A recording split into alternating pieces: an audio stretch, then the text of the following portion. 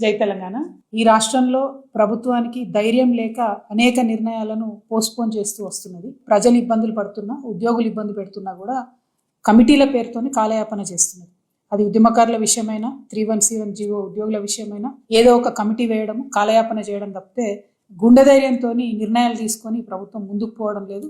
దీనివల్ల చాలా ఇబ్బందులు జరుగుతూ ఉన్నాయి.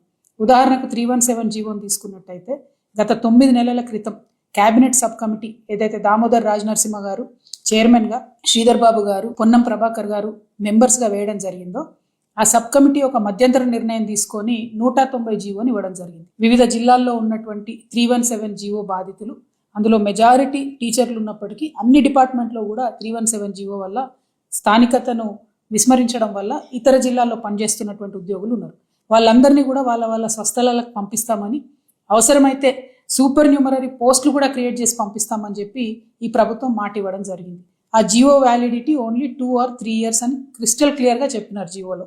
కానీ 9 months ఇప్పటికే అయిపోయింది. ఇప్పటికి కూడా ఒక్క ఉద్యోగిని కూడా ట్రాన్స్ఫర్ చేయలేదు. ఏ పైరవీల కోసం ప్రభుత్వం ఆగుతుందన్న విషయం స్పష్టంగా చెప్పాలి.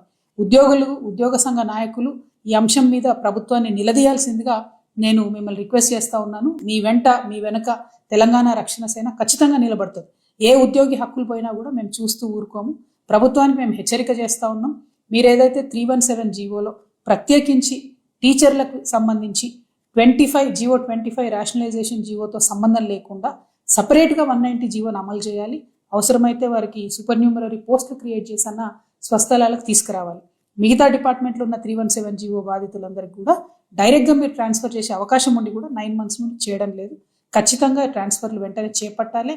తెలంగాణ రక్షణ సేన నుంచి ప్రభుత్వానికి హెచ్చరిక చేస్తూ ఉన్నాం. మీరు త్వరగా ఇది చేయకపోతే మేము కార్యక్షేత్రంలోకి దిగాల్సి వస్తుంది, ప్రజా ఉద్యమాలను నిర్మించాల్సి వస్తుంది.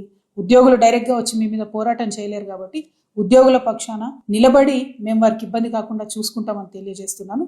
Thank you. జై తెలంగాణ.